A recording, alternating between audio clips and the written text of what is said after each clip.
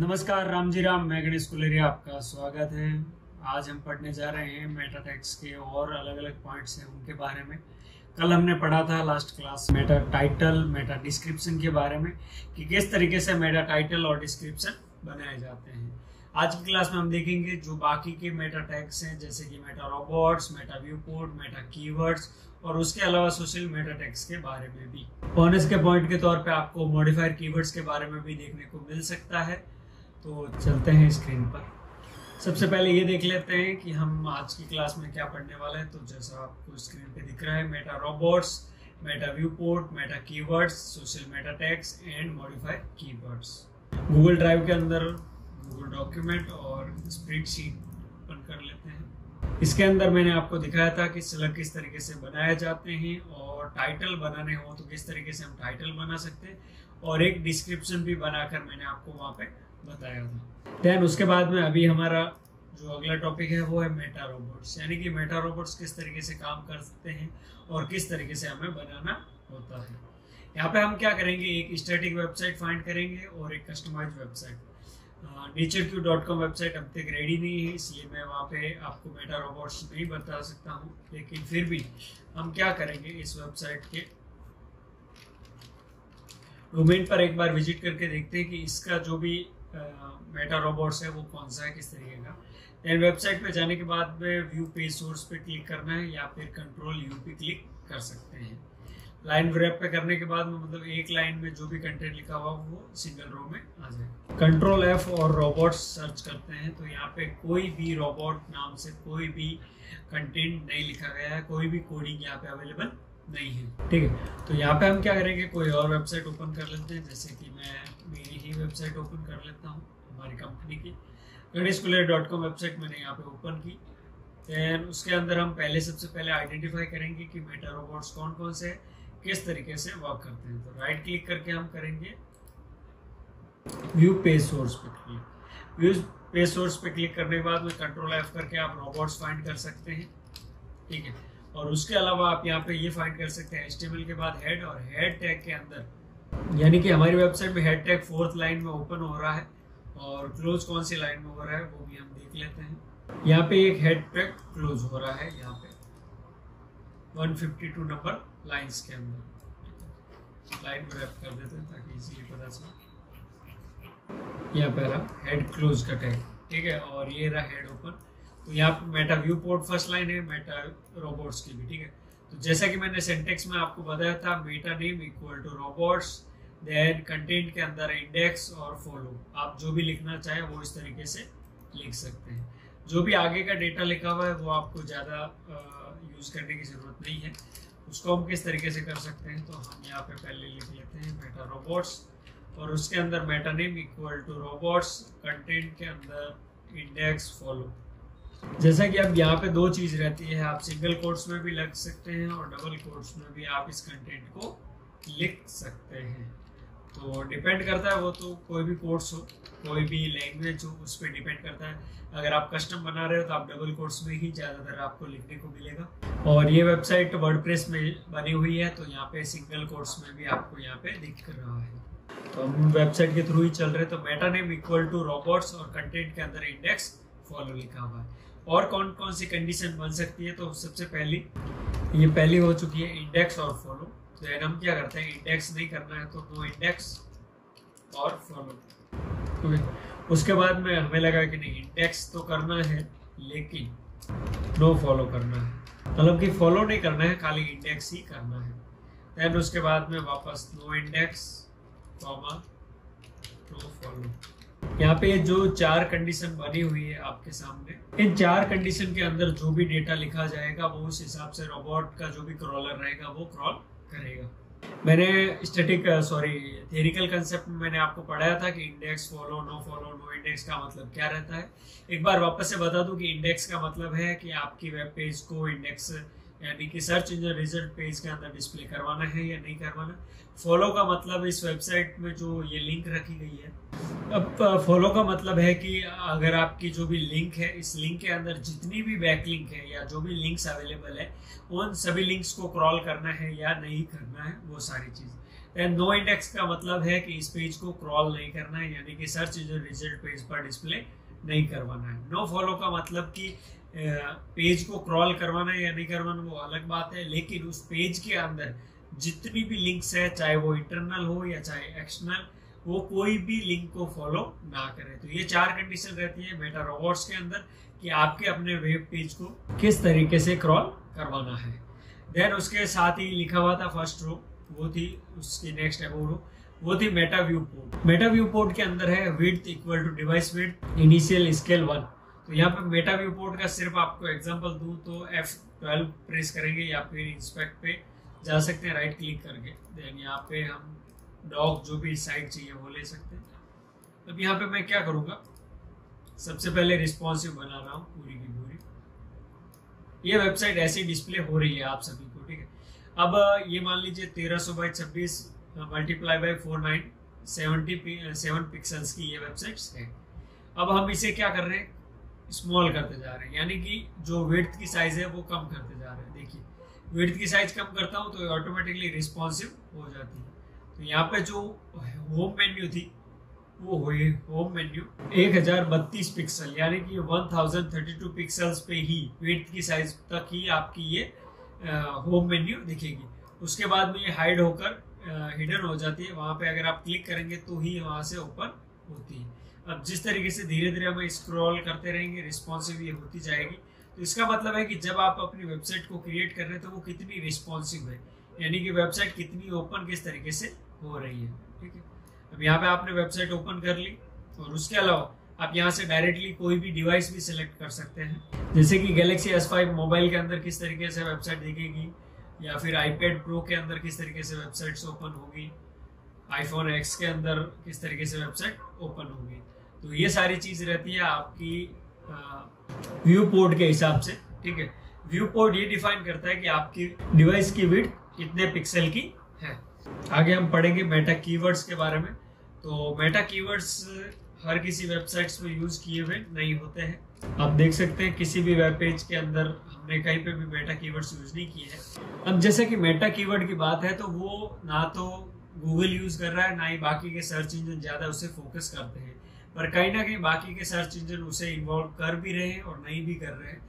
तो उन सब के बारे में हम ये नहीं देखेंगे। हमारा ये मेन मकसद यही रहेगा कि हम मेटा कीवर्ड्स का यूज करें ही ना। मेटा कीवर्ड्स का यूज ना करने की वजह वो है कि सर्च इंजन, कोई भी सर्च इंजन अपने मेटा कीवर्ड्स को डिस्प्ले नहीं करवाता है, ना ही उसे क्रॉल भी करता है। तो यानी कि जो मेटा कीवर्ड्स के अंदर आपने जो भी कीवर्ड्स लिखे हैं वो किसी काम के नहीं है।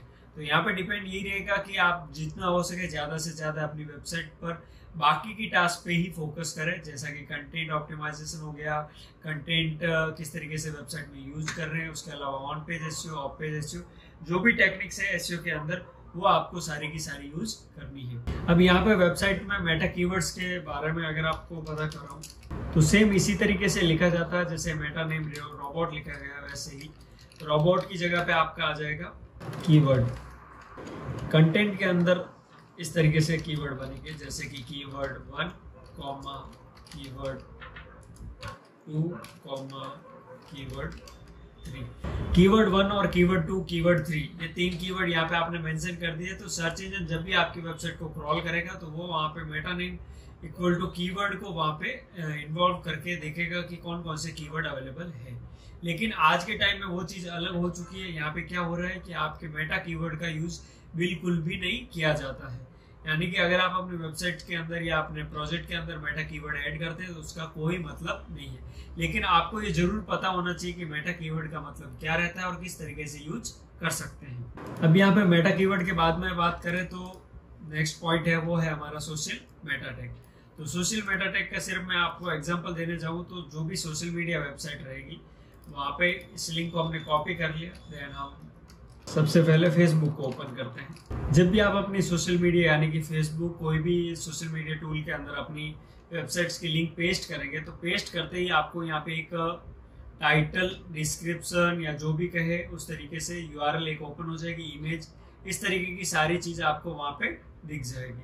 यहाँ से आप चेंज प्रीव्यू पे क्लिक करके आप वहाँ पर से इमेज या जो कुछ भी एडिट भी कर सकते हैं, लेकिन ये ज्यादातर एक्सेस आपको नहीं मिलते हैं, ठीक है। वो डिपेंड करता है सोशल मीडिया पे कि क्या उसमें नए नए अपडेट्स आ रहे हैं। लेकिन यहाँ पे जैसे ही आप अपनी लिंक पेस्ट करेंगे, यहाँ पे एक प्रीव्यू बन जाएगा जिसमें कि उस वेबसाइट्स का यूआरएल और उसका टाइटल जो भी लिखा हुआ है और एक इमेज वहाँ पे आपको डिस्प्ले हो जाएगी। पोस्ट पे क्लिक करने के बाद में आप वहाँ पे आपकी जो भी पोस्ट है वो एक प्रीव्यू के साथ वहाँ पे डिस्प्ले होगी, ताकि कोई भी यूजर इजीली यहाँ पे क्लिक करके जो पोस्ट का जो प्रीव्यू है वहाँ पे क्लिक करके आपकी वेबसाइट को विजिट कर सकता है। अब जैसा कि हमने उस वेबसाइट में देखा था कि किस तरीके से सोशल मीडिया में पेस्ट करते हैं, तो मुझे नहीं लगता कि इतना आपको कोई ज़्यादा देखना रहेगा सोशल मीडिया टैग, क्योंकि ये डिफ़ॉल्ट ज़्यादातर हर एक वेबसाइट्स के अंदर अवेलेबल ही रहते हैं। अगर आपकी वेबसाइट स्टैटिक यानी कि PHP या CSS HTML के थ्रू ही बनी है, जो कि पूरी स्टैटिक वेबसाइट है, तो वहाँ पे आप यहाँ पे open graphs, Twitter card, Pinterest या फेसबुक का जो भी टैग रहता है वो वहाँ पे ऐड करके आप वहाँ से सोशल मीडिया टैग से इम्प्लीमेंट कर सकते हैं। अब यहाँ पे ये जो मेटा रोबोट्स, मेटा व्यूपोर्ट और मेटा कीवर्ड्स की बात की गई थी, देन सोशल मीडिया टैग, ये तो हमारा नॉर्मल टॉपिक था। अब मैं आपको यहाँ पे बताऊंगा मॉडिफायर कीवर्ड्स क्या रहते हैं। जो अभी तक हमने बताया है, मैंने जो भी आपको, वो इतना कंपलसरी आपको करना नहीं पड़ेगा, क्योंकि ज़्यादातर ये वेबसाइट में ऑलरेडी इंस्टॉल एडेड ही रहता है। तो आपको यहाँ पे जस्ट थोड़ा सा मॉडिफाई ही करना रहेगा। जैसे कि अगर आपकी वेबसाइट वर्डप्रेस, शॉपिफाई, मजेंटो में, तो रोबोट्स अगर आपको ऐड करने हैं तो वहाँ पे आपको यस नो ही सेलेक्ट करना है, तो वो ऑटोमेटिकली मेटा रोबोट्स लग जाएगा। मेटा व्यूपोर्ट आपको चेंज नहीं करना रहता है, मेटा कीवर्ड्स वैसे भी आपको यूज नहीं करना है। सोशल मेटा टैग के अंदर आप अपनी वेबसाइट्स के अंदर जब भी टैग ओपन ग्राफ ऐड करें तो वहाँ पे टाइटल, इमेज और यूआरएल वो एकदम एग्जैक्ट पॉइंट से लिख दें, ताकि जब भी प्रीव्यू बने तो वहाँ पे यूजर इजीली वो चीज आइडेंटिफाई कर सके। अब यहाँ पे बात करते हैं नेक्स्ट की, वो है मॉडिफायर कीवर्ड्स। तो मॉडिफायर कीवर्ड्स का मतलब है कि जब आप कीवर्ड रिसर्च करते हैं, देन कीवर्ड रिसर्च करने के बाद में आप चाहते हैं कि उन कीवर्ड्स के अंदर कुछ मॉडिफाई किया जाए, जिससे कि यहाँ पे एग्जैक्ट और करेक्ट इंफॉर्मेशन मिल सके। तो हम चलते हैं गूगल ड्राइव में और वहां पे हम देखते हैं कि मॉडिफायर कीवर्ड्स कौन कौन से अवेलेबल है। जैसा कि मैंने कहा, बेस्ट हो सकता है, टॉप, चीप, प्राइस में कुछ भी अगर हमें चाहिए तो वो उस तरीके से। तो ये मॉडिफायर कीवर्ड्स का रहता है कि बेस्ट, टॉप, चीप, ऐसे कुछ कीवर्ड्स जिनकी वजह से आप एक एग्जैक्ट और करेक्ट इंफॉर्मेशन कलेक्ट कर सकते हैं। यानी कि अगर मैं लिखता हूँ वेब डेवलपमेंट कंपनी, ठीक है, तो यहाँ पे क्या होगा, वेब डेवलपमेंट की जितनी भी कंपनी है वो सारी की सारी ओपन होगी। पर अगर मैं वहीं पे वेब डेवलपमेंट के आगे बेस्ट वेब डेवलपमेंट कंपनी लिख देता हूँ, तो यहाँ पे रिजल्ट आपको कुछ अलग ही देखने को मिलेगा। जैसा कि यहाँ पे फर्स्ट रैंक पे कर रहा है CC Infotech, जस्ट डायल, वो सारी वेबसाइट्स विजिट कर रही है। लेकिन जब मैंने लिखा best web development company, then वहाँ पे क्लच की वेबसाइट है, Design Rush, Good Firms, Futura, वो वेबसाइट्स रैंक हो रही है जिन्होंने इस कीवर्ड के अंदर बेस्ट को ज्यादा से ज्यादा यूज किया है, यानी कि अट्रैक्टिव मोड में उन्होंने उस मॉडिफायर को यूज किया था। अब मॉडिफायर के बारे में ज्यादा डिटेल्स के लिए मैं आपको यहाँ पे एक शीट दिखा देता हूँ पूरी की पूरी, bit.ly/DMBYGK-3। अगर आप ये ओपन करेंगे तो on page and off page SEO की सीट ओपन हो जाएगी, जिसमें कि सबसे लास्ट में मॉडिफायर कीवर्ड्स ऐड किए हैं मैंने अभी। तो उसमें क्या रहेगा, फर्स्ट हम लेके चलते हैं adjective modifiers for SEO and sales, यानी कि कुछ ऐसे मॉडिफायर कीवर्ड्स जिनकी वजह से आप एसयू और सेल्स में भी ग्रोथ कर सकते हैं। पहला कीवर्ड हो गया बेस्ट, यानी कि best hotel, best plumber, best restaurant, इस तरीके से आप वहां पे यूज कर सकते हैं बेस्ट का। और एग्जांपल में मैंने अभी आपको बताया था वेब डेवलपमेंट कंपनी और बेस्ट वेब डेवलपमेंट कंपनी के बारे में। देन उसके बाद में जैसे कि टॉप है, कूलेस्ट है, find, buy, review, scam, online, cheap, cheapest, recipe, discount, affordable, popular, मतलब जितने भी आपके मॉडिफायर कीवर्ड्स यहाँ पे आपको दिख रहे हैं उनके बारे में एक एक सेंटेंस में इंफॉर्मेशन भी लिखी गई है कि कौन सा मॉडिफायर कीवर्ड्स कहाँ कहाँ पर यूज किया जा सकता है। यानी कि कूलेस्ट मॉडिफायर कीवर्ड्स का यूज हम कर सकते हैं एफिलिएट और ई-कॉमर्स वेबसाइट के अंदर, क्योंकि वो ब्लॉगर को अट्रैक्ट करते हैं और ब्लॉगर को ऐसा लगेगा कि ओके ये एफिलिएट या फिर ई-कॉमर्स वेबसाइट्स पे अगर हम विजिट करते हैं या इनका यूज कर सकते हैं तो हमें कुछ ना कुछ प्रॉफिट या फिर बेनिफिट्स मिलेंगे। एंड फाइंड का मतलब है कि अगर हम कोई भी प्रोडक्ट या सर्विसेज फाइंड करना चाहते हैं तो वहाँ पे हम फाइंड का यूज करेंगे। बाय मतलब हम चाहते हैं कि कॉमन शॉपिंग साइट्स वगैरह है, वहां से हम अगर कुछ परचेज करना चाहते हैं देन हम बाय लिख सकते हैं। फिर बात आती है रिव्यूज की, तो रिव्यूज साइट और कंपैरिजन के मामले में रहता है कि अगर आप अपनी वेबसाइट्स के अंदर रिव्यूज ऐड कर रहे हैं या फिर आपके कस्टमर आपको रिव्यूज प्रोवाइड कर रहे हैं, तो उन रिव्यूज को यूजर्स देख सकते हैं इजीली, तब वहाँ पे वो रिव्यूज मॉडिफायर का यूज कर सकते हैं। रिव्यूज का किस तरीके से कि अगर मैं यहाँ पे कहूँ तो आप सर्च कर सकते हैं गणेश कुलरिया रिव्यूज, तो वहाँ पे क्या होगा कि जो भी वेबसाइट ने मेरी कंपनी पे रिव्यूज अप्लाई किए हैं या पोस्ट किए हैं उन सभी वेबसाइट्स की वहाँ पे आपको यूआरएल मिल जाएगी। देन सेकंड नेक्स्ट है स्कैम, यानी कि ब्लैकमेल कंपनीज होती है जो कि आपको कहेगी कि आप हम आपको प्लेसमेंट या रैंकिंग कुछ प्रोवाइड करते हैं और उसके बदले में वो अच्छी खासी मनी आपसे ले लेते हैं और वहाँ पे रिजल्ट भी आपको नहीं मिलता है। देन आप वहाँ पे सर्च कर सकते हैं स्कैम, यानी कि जैसे कोई कंपनी हो गई एबीसी, देन आप लिख सकते हैं एबीसी स्कैम, तो वहाँ पे क्या होगा, जो एबीसी कंपनी का जो भी स्कैम होगा उसकी डिटेल्स आपको ज़्यादातर मिल जाएगी। फिर आती है online someone looking for online store and और इन्फॉर्मेशन, यानी कि ऑनलाइन वर्ड का मतलब है कि अगर आप चाहते हैं कि ऑनलाइन स्टोर या इन्फॉर्मेशन जैसी कुछ चीज़ चाहिए जो ऑनलाइन रिलेटेड है। चीप और चीपेस्ट की बात करें तो ये एक शॉपिंग के लिए बहुत अच्छी बात है, जहाँ पे आप चीप और चीपेस्ट सर्च करने के बाद में आपको पता चल जाएगा कि इस वेबसाइट से क्या हम खरीद सकते हैं या नहीं खरीद सकते हैं और क्वालिटी के हिसाब से क्या चीज़ available. Recipe, discount, affordable, popular आदि कई तरीके के एडजेक्टिव मॉडिफायर कीवर्ड्स अवेलेबल है। Colours and style modifier keyword की बात की जाए तो कलर्स में जैसे ब्लू, ग्रीन, ब्लैक, व्हाइट कई तरीके के कलर्स हो गए।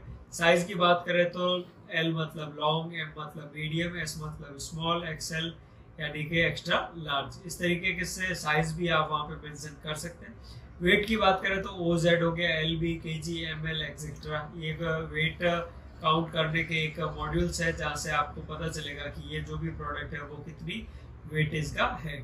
फिर आगे नेक्स्ट बात करें तो ब्रांड नेम और बॉडी शेप भी आपके कलर्स एंड स्टाइल मॉडिफायर में आते हैं, जहाँ पे आप अपने ब्रांड का नाम भी सर्च कर सकते हैं या फिर वहाँ पे ऐड कर सकते हैं। बॉडी शेप की बात करें तो जैसा कि अगर यहाँ पे कोई भी स्लिम है, एवरेज है, तो उन सब के लिए वहाँ पे बॉडी शेप का यूज किया जाएगा। फिर क्वेश्चन मॉडिफायर के अंदर वेयर आई कैन आई, मतलब कि यहाँ पे अगर मुझे कुछ खरीदना है तो वो मैं कहाँ से खरीद सकता हूँ, उस तरीके की इंफॉर्मेशन के लिए वेयर कैन आई यूज कर सकते हैं। हाउ टू बिल्ड और मेक जैसे कीवर्ड का यूज हम करेंगे DIY स्टोर या फिर ब्लॉगर्स के लिए जो वीडियोस वगैरह कुछ ऐसे क्रिएट करते हैं जिसमें कि इस तरीके का क्वेश्चन बनता है। व्हाट इज द बेस्ट, यानी कि कोई कंपनीज होगी, दो कंपनीज को कंपेयर करके ये बताया जाएगा कि कौन सी कंपनी बढ़िया है, तो इसमें सबसे ज्यादा भाग लेते हैं सर्विस प्रोवाइडर और affiliates. How do I build और मेक, यानी कि ब्लॉगर और ई-कॉमर्स साइट्स अगर आपको क्रिएट करनी है तो किस तरीके से कर सकते हैं। Where is the best place to find e-commerce store and affiliate, यानी कि कौन सी ऐसी जगह है जहां पर हम सबसे अच्छे से फाइंड कर सकते हैं कि ब्लॉग की जो एफिलिएट साइट्स हैं और ई-कॉमर्स स्टोर कहाँ पर अवेलेबल है। व्हाट आर द बेस्ट में एफिलिएट साइट्स और सिमिलर वेबसाइट्स भी आ सकती है जो कि ये बताएगी कि क्या बेस्ट अवेलेबल है। Then product and specific modifier की बात करें तो SQ कोड हो गया, model number, year number, style number, version number, price, comparison, benchmark, reviews, test, discount, coupon, promo code, best price, where to buy, best deals, rating, pricing, prices, best range, brand name, geo terms यानी कि town हो गया, कोई भी New York, London जैसी city, फिर या फिर स्पेसिफिक एरिया, ठीक है, जैसे कि सूरत हो गया, अल्तान, कोई भी आप एरिया ले सकते हो। अदर मॉडिफायर्स की बात करें तो अदर मॉडिफायर्स के अंदर रहेगा woman, main, girls, boys, teens, student, adult, children, kids, या फिर आप यूज कर सकते हैं अल्टरनेटिव साइट्स और लोकेशन, कूपन्स। इन सब के बारे में आप मॉडिफाइड कीवर्ड्स के अंदर ये इन सबको यूज कर सकते हैं। यानी कि अगर आप चाहते हैं कि मुझे कहीं पे कूपन्स वगैरह अपलोड करने हैं तो वहाँ पे आप कूपन्स नाम करके मॉडिफायर कीवर्ड यूज कर सकते हैं, या फिर सिटी और लोकेशन, जैसा कि मैंने ऊपर भी बताया था, जियो टर्म्स, यानी कि कोई भी सिटीज के नाम लिखने हैं, लोकेशन के नाम लिखने हैं, वो भी आप लिख सकते हैं। अल्टरनेटिव का मतलब है कि आप कोई भी बिजनेस को या कोई भी ऐसी पर्टिकुलर वेबसाइट्स को फाइंड कर रहे हैं जिसका कोई अल्टरनेटिव वे भी है, यानी कि आपको एक कंपनी के बारे में बताया और आप ये नहीं जानते कि कौन और अल्टरनेटिव है, तो वहाँ पे आप ये चीज कर सकते हैं। यानी कि गूगल के अल्टरनेटिव आपको फाइंड करने, तो आप जस्ट टाइप करेंगे गूगल अल्टरनेटिव, ठीक है, तो यहाँ पे वो बता देंगे कि गूगल के अलावा बिंग, बाइडू, यांडेक्स, डकडको, बहुत सारे सर्च इंजन अवेलेबल। तो इस तरीके से ये काफी सारे रह जाते हैं आपके मॉडिफायर कीवर्ड्स, और ज्यादा कंटेंट आप इजीली लिख सकते हैं। तो ये तो चीज थी आपकी सारी की सारी कीवर्ड रिलेटेड, और उसके अलावा स्ट्रक्चर हमने कल देखा था, टाइटल डिस्क्रिप्शन भी मैंने आपको बनवाना सिखाया था, स्लग आपने वो चीज देख ली थी कि स्लग किस तरीके से बनते हैं।